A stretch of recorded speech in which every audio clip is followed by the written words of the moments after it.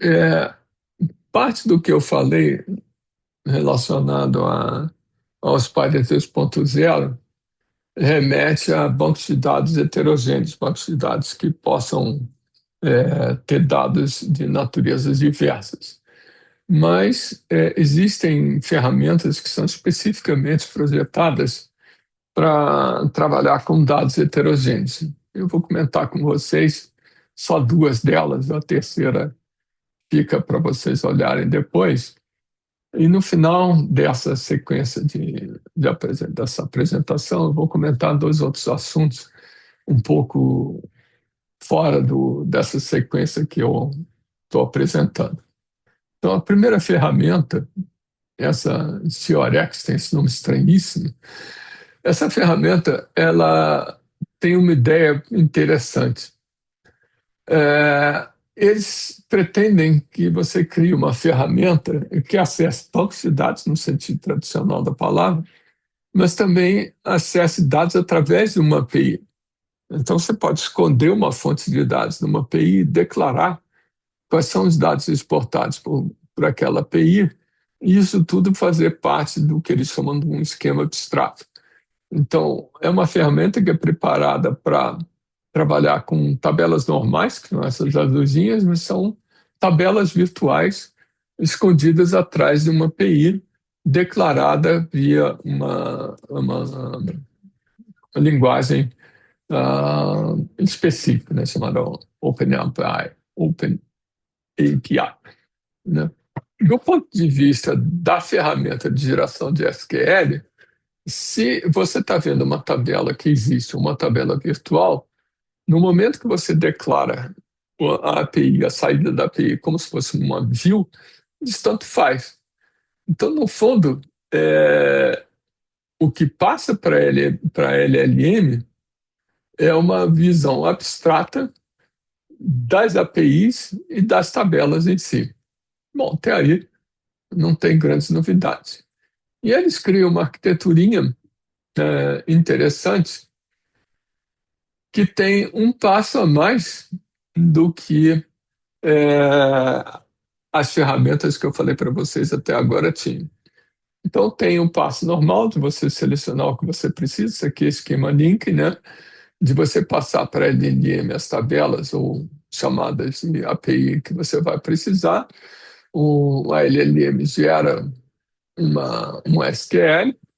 E aí tem uma outra caixinha aqui que vai verificar se esse SQL gerado é sintaticamente válido.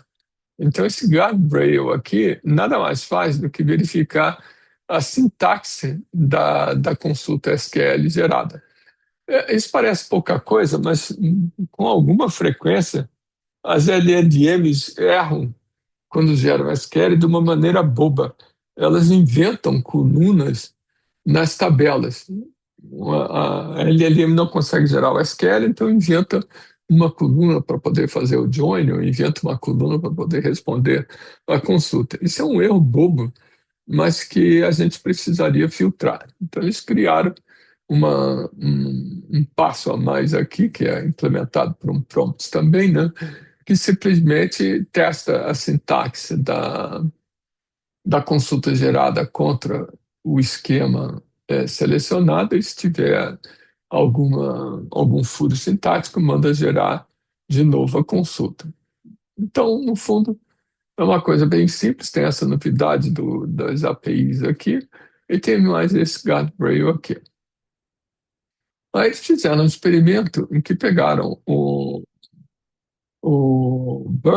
não, o Spider, e foram transformando algumas tabelas dos blocos de dados do Spider em como se fossem chamadas de API. E aí foram verificando o quanto mais desastroso ficaria se eu cada vez mais transformasse tabelas em APIs. Então, no fundo, é uma coisa interessante. Um outro exemplo que tem aqui é um pouco, talvez, mais sofisticado. Esse povo daqui estava preocupado em processar dados estruturados e dados textuais. Até aí, tudo bem. As imagens que eles processam, na verdade, eles reduzem a texto. Na verdade, eles pré-processam um banco de dados de imagens e criam uma descrição textual de cada uma das imagens. Bom, isso aqui, então, eu estou transformando a imagem em texto. Aqui é texto. Então, eu pego o texto, seja lá de onde ele venha, e tasco o texto dentro de um vector database. Aí eles fazem uma outra coisa aqui. A descrição textual das imagens, eles extraem entidades e relacionamentos dessa descrição textual e enriquecem um grafo de conhecimento, knowledge graph.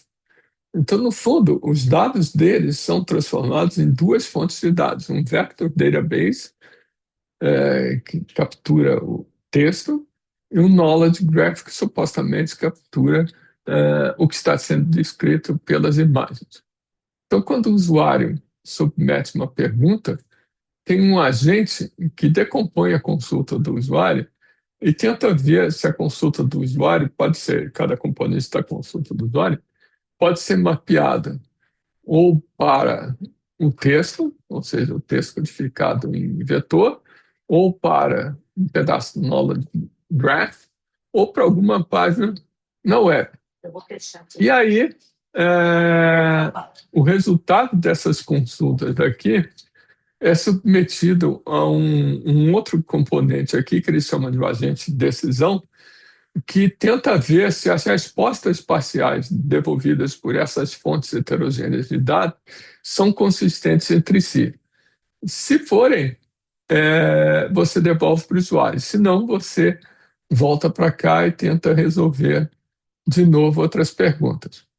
Então, em princípio, isso daqui parece um negócio interessante. Eles, no fundo, o paper não faz grandes coisas, porque essa Visual Language Model aqui é alguma coisa que já existe. Extrair uma descrição textual, eles usam uma ferramenta que já existe, né? Aqui, ó. E pegar as entidades nomeadas aqui e injetar dentro do Knowledge Base, eles usam uma outra ferramenta que já existe. Então, essa parte toda aqui é simplesmente uma composição de ferramentas que já existem. Essa parte de recuperar dados de fontes diferentes também não tem grande novidade. Esse agente de votação aqui, sim, eles fizeram alguma coisa. Só que essa alguma coisa que eles fizeram eu não gostei muito, porque eles fazem aqui uma votação semelhante ao que a gente faria num banco de dados federado. Então, no fundo, eles pegaram um algoritmo tradicional de votação, né? Você vê o que é consistente, se você tiver uma maioria de fontes devolvendo dados consistentes, aquilo é a resposta. Se não tiver uma maioria de fontes devolvendo dados consistentes, você volta e tenta buscar coisas novas, né? Então, esse mecanismo de votação dele é basicamente a mesma coisa que num sistema de banco de dados distribuído. Aqui tem a mesma figurinha que eu acabei de mostrar, com uma carinha mais bonitinha, mas é essencialmente a mesma coisa. Então, o que eu estava reclamando é que esse mecanismo aqui de julgar se as respostas são consistentes é uma coisa bem implementa exatamente a mesma coisa que um banco de dados federado faria de votar se existe uma maioria de respostas consistentes, respostas parciais, né, vindo de fontes diferentes, consistentes entre si. Então, eles fazem uma sequência de experimentos relativamente complicados. Por que eles estavam interessados em imagem e texto? Porque, na verdade, os bancos de dados de teste que eles usaram eram bancos de dados de textuais. Esse aqui é simplesmente um banco de dados de perguntas e respostas, ou um banco de dados. Esse Crisis Multimedia Data é bem interessante, como se fosse o log de uma resposta a uma determinada emergência. E o log pode ter anotações textuais, mas pode ter fotografias também. Então, esse aqui só tem texto, esse aqui não. Tem texto e imagem. E aí eles fazem uma série de experimentos e mostram que o agente deles, esse que eu acabei de responder, acerta uma quantidade, uma percentagem razoável das perguntas que estão dentro. Isso aqui são benchmarks existentes, né? Que existem por aí. E que o modelo deles é melhor do que o melhor naquele momento, né? Então, o que que tem de aqui de interessante, na verdade, para mim é só essa parte amarelinha de transformar imagem em texto, mas isso é o que a gente gostaria de fazer de qualquer maneira, né? Não vamos fazer recuperação de imagens, descreve essa imagem e pronto. E o que eu não gostei é o mecanismo de votação relativamente simples, que poderia ser mais sofisticado do que é. Bom, então isso aí são dois exemplinhos de coisas que a gente está procurando que não são simplesmente bancos de dados. Aquele último que eu falei do Open Search SQL seria classificado nessa classe aqui também. Eu coloquei lá dentro dos agentes simplesmente porque ele usava o Spider 2.0. Aí eu vou completar essa parte da apresentação com duas observações interessantes. A primeira delas é o seguinte: quando essa história de Text-to-SQL começou usando estratégias de prompt, as LLMs tinham uma área de prompt muito pequena. Então, o Schema Link era uma dificuldade que tinha que ser superada. O que o pessoal do Google publicou agora no VLDB de agosto é que, ora, no momento, as áreas de prompt são muito grandes. Os modelos da Google são 2 GB, 2 mega, 1 mega, depende aí do modelo. Saiu um novo agora que eu nem vi se eles mudaram o tamanho da área de prompt. Preciso olhar, né? Então, com essas áreas de prompts muito grandes, a gente pode, na verdade, pegar o esquema inteiro e jogar para dentro da área de prompt e pronto. Então, foram esse experimento que eles fizeram usando o Gemini 1.5. Então, a resposta, o resultado do experimento deles é, bom, essa história de esquema link realmente não é necessária do ponto de vista de limitações da área de prompt. Só que quanto maior a área de prompt, ou quanto mais você carrega a área de prompt com tabelas, aumenta a latência da consulta, ou seja, fica mais demorado o modelo gerar o SQL, o que também é meio óbvio. Então, eles, no fundo, simplesmente quantificaram aquilo que a gente intuitivamente imagina, que é se você carrega muita coisa na área de prompt, as perguntas ficam mais lentas. Então, fica aqui só a referência que a área de prompt grande é bem legal, mas tem sua consequência, né? Um outro paper que eu queria comentar com vocês é bem interessante, que os modelos fine-tuned para text-to-SQL normalmente tinham um desempenho bem ruinzinho. Para as consultas simples, eles eram muito bons, só para fazer uma restrição, uma coisa assim, eles funcionavam direitinho. Para as consultas mais complicadas, que exigiam agregações e por aí afora, eles não funcionavam muito bem. Esse modelo aqui, que é o Arctic Text-to-SQL, é um fine-tuning do R1 da Gwen para SQL. E é interessante a maneira com que eles fizeram fine-tuning. Eles fizeram um fine-tuning lá naquele último passo de reinforced learning. Não sei se vocês lembram que tem o pre-training, depois tem o post-training. O post-training tem duas etapas, a última etapa era o reinforced learning. Então, na parte de reinforced learning, é que eles injetaram dentro dos vários modelos do Gwen conhecimento de SQL.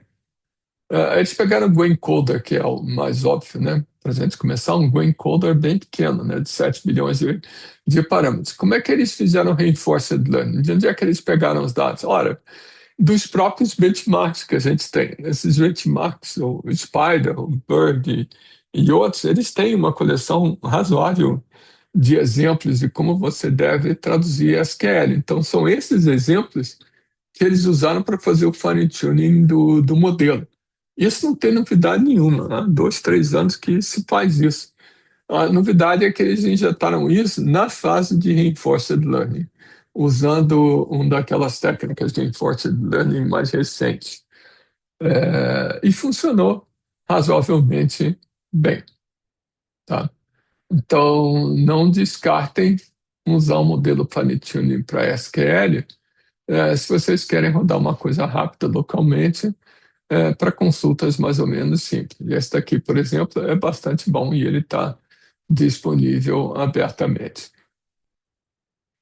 Então, moral da história, esses modelos para é, tratamento de dados heterogêneos, tanto o CRX quanto esse modelo de Bragg aqui, eles usavam a ideia de decomposição de consultas.